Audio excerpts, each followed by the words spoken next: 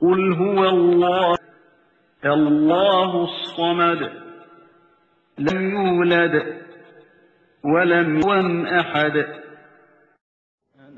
பாக்கியநாதன் செங்கல்பட்டுங்க. செங்கல்பட்டுல இருந்து வராங்க. சரி, பாக்கியநாதன் பேரு. அடுத்து உங்களுக்கு கொடுத்துறேன்.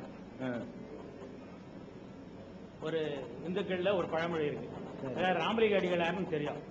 அவர் என்ன சொல்லியிருக்காருன்னா, மலை மேல மழை பெய்த பிறகு அது என்ன சுற்றோடைகளை ஒடியா இருக்கு, அதுக்கு ஆறுகளான்னு நம்ம பேர் வச்சிருக்கோம். இந்த ஆறு யமுனை, கங்கை, பிரம்மபுத்திரான்னு வழங்குறோம், கூப்பிடுறோம். ஆனா இந்த ஆறெல்லாம் சேர்ந்து கடைசியில ஒரே கடல்ல தான் போய் சேருது. அதே போல இறைவன் என்பவன் ஒருவன் தான் அப்படின்னு மற்ற மதங்கள் சொல்லி வருகிறது. அப்படி வரும்போது கிறிஸ்துவர்கள் என்ன செய்யறாங்கன்னா, பைபிளை தான் முக்கியமா வச்சு அவர் தான் இயேசு தான் உண்மையான தேவர் அப்படின்னு வணங்குறாங்க. அதே போல இந்துக்கள்ல பார்க்க போனா அவங்க முருகனையும் சிவனையும் வச்சுட்டு பகவத்கீதை தான் முக்கியமானதுன்னு வச்சிருக்காங்க. இப்படி தொழுதுட்டு வரும்போது ஏன் கிறிஸ்தவர்கள் மட்டும், மற்றவர்கள் இருக்கும்போது கிறிஸ்தவர்களும் இந்துக்களும் மற்றவர்களும் இந்த மாதிரி சொல்லிட்டு வரும்போது ஏன் முஸ்லீம்கள் மட்டும் அல்லாஹ்வினுடைய கொள்கை தான் முக்கியம், அல்லாஹ் என்பவர் தான் முக்கியம் என்பதை வலியுறுத்தி வருகிறார்கள்? எதனால் என்பதற்கு வழக்கம். ஐயா பேர் என்ன? பாக்கியநாதன். ஐயா பாக்கியநாதன் அவர்கள் மிக அழகான அருமையான ஒரு கேள்வியை கேட்டிருக்கிறாங்க. அதாவது ராமலிங்க அடிகளார் சொன்ன உதாரணம் காட்டி, மழை பெய்யுது, பாறையில அந்த மழை விழுது, பாறையிலிருந்து வடிந்த அந்த தண்ணீர்கள் ஆறுகள்ல போய் கலக்குது, எல்லா ஆறுகளும் போய் ஒரு கடல்ல போய் கலந்துருது. அந்த மாதிரி எல்லா மதங்களுமே ஒரு இறைவன்கிட்ட போய் சேரக்கூடிய வழிதான் அப்படிங்கறது எல்லாரும் ஒத்துக்கிற போது இஸ்லாம் மட்டும் ஏன் ஒத்துக்கிறல? அதான் அவங்க கேட்கறாங்க. இஸ்லாம் மட்டும் ஒத்துக்கிறது இல்ல, எம்மதமும் சம்மதம்ங்கிறது இஸ்லாம் ஒத்துக்கல. கரெக்ட் தான் அவங்க கேட்கறது. எல்லாம் சரின்னு ஒத்துக்கிற வேண்டியதானே அப்படின்னு கேட்கறாங்க. அதாவது இந்த உதாரணம் அழகான உதாரணம். இது இந்த உதாரணம் சொல்றாங்கல்ல, எல்லா நதிகளும் கடலில் தான் கலக்கிறது, அது உண்மை.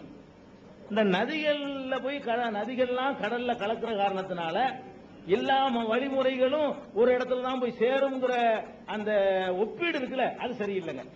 இப்ப இதே மாதிரி எல்லா நதியும் போய் கடல்ல கலக்கிறதுனால நீங்க பாரிஸ்ல பேருந்து நிலையத்தில் போறீங்க, பஸ் நிக்குது, நிறைய பஸ் நிக்குது.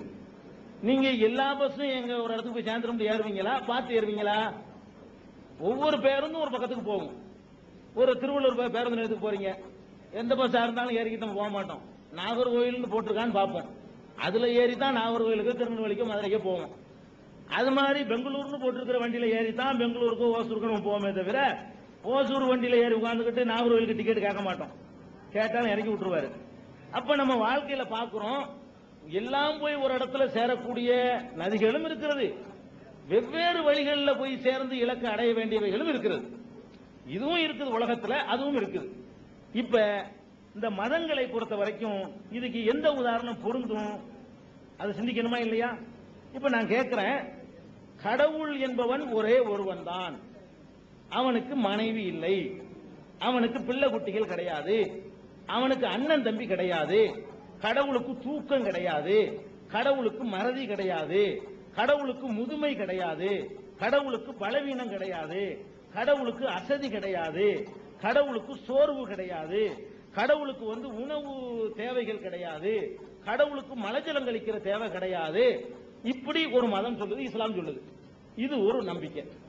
இன்னொரு நம்பிக்கை என்ன சொல்லுதுன்னா, கடவுளுக்கு ஒரு மனைவி உண்டு, கடவுளுக்கு ஒரு மகன் உண்டு, அந்த மகன் எல்லாருடைய பாவங்களையும் அவர் சுமந்து கொள்கிறார், கடவுளுடைய பிள்ளை அவரு. இப்படி ஒரு சித்தாந்தம் சொல்லுது. இன்னொரு சித்தாந்தம் என்ன சொல்லுது, கடவுளே நிறைய பேர் இருக்கிறாங்க, 3 கடவுள் இருக்கிறாங்க, முக்கியமான கடவுள்.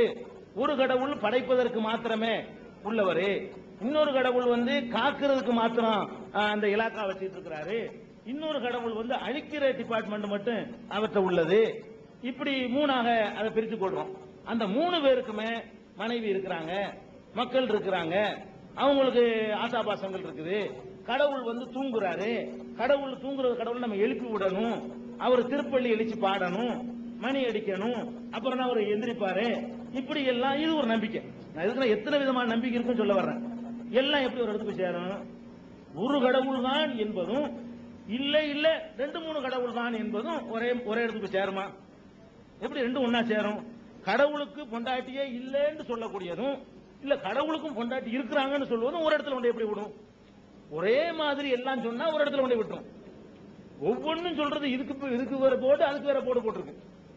இந்த போர்டு வந்து கடவுளுக்கு மனைவி உண்டு, மக்கள் உண்டு, ஆசாபாசம் உண்டு, தூக்கம் உண்டு. அப்ப அதை பாட்டு திருப்பார் கடலில் பள்ளி குண்டாய் எல்லாம் படிக்கிறோம்ல. அப்ப பார்க்கடல்ல கடவுள் தூங்கிட்டு இருக்கிறார். நம்ம இஸ்லாமிய தூங்குனா கடவுள் எப்படிப்பா?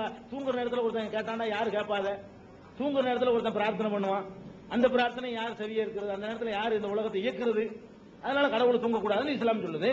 அப்ப ரெண்டும் எப்படி ஒரு இடத்துல கொண்டு சேர்க்கும்? ஏதாவது ஒண்ணு சரின்னு சொல்லுங்க. இது முரண்பாடு. அதாவது ஒருத்தன் சொல்றான் 5 5 எத்தனை 10ங்கிறான் ஒருத்தன். ஊர்த்த கேட்கிறேன் 5 5 12 இல்லங்கிறாரு இவரு. அவர்கிட்ட கேட்கிறேன் 5 5மா 5 5 20 எல்லாம் சரிதான் நான் சொல்லுவேனா? ஒருத்தர் 5 5 10ங்கிறாரு, ஒருத்தர் 5 5 20ங்கிறாரு, ஒருத்தர் 5 5 12ங்கிறாரு. 3 பேரும் சொல்றீங்க, 3 எல்லாம் ஒரு இடத்துக்கு போய் சேர்றதுதான். 3ம் சரிதான் நான் சொல்லுவேனா? 5 5 20 யாப்பா சொல்றேன், அது எப்படி சரியா இருக்கும்? 5 5 12 தப்புல, அது 5 5 10 தானே. அப்ப வாத்தியாரும் இப்படி இதே உதாரணத்தை காட்டினா என்ன பண்றது? இப்ப எல்லா நதிகளும் போய் கடல்ல கலக்கிற மாதிரி ஒரு வாத்தியார் பாடம் நடத்துறாரு, மாணவனுக்கு பரிச்சை வைக்கிறாரு. அவன் அக்பருக்கு பதில் அவுரங்கசீப்பை பத்தியும், அவுரங்கசீப் பதில் அக்பரை பத்தியும் எழுதி வச்சுட்டு போயிட்டான் பரிச்சையில. நீ எழுதும் சரி, நீ எழுதும் சரிதான் அப்படியா சொல்லுவோம்? சரி தவறுன்னு சிந்திக்கிற ஒண்ணு இருக்குல்ல மனிதனுக்கு. இது சரி இது தவறுங்கிற அடிப்படையில சொல்லணுமே தவிர எல்லாம் சரின்னு சொல்வது ஒரு காலத்தையும் சரியா இருக்காது. எப்ப சரியா இருக்கும் தெரியுமா? எல்லாம் சரிங்கிறதுக்கு காரணம் இருக்கணும். இப்ப சட்டை போடுறோம், நீ பருத்தியில வேண்டாலும் போட்டுக்க, ஆடையை மறைக்கும். நீ வந்து டெர்லின்ல வேண்டாலும் போட்டுக்க, அதுவும் பரவாயில்ல. பட்டுல வேண்டாலும் போட்டுக்க, இது ஓகே. ஆடையை எல்லாமே அந்த மானத்தை மறைக்கும், அந்த வகையில ஓகே. அப்படி ஒற்றுமை இருக்கிற விஷயத்தில் சொன்னா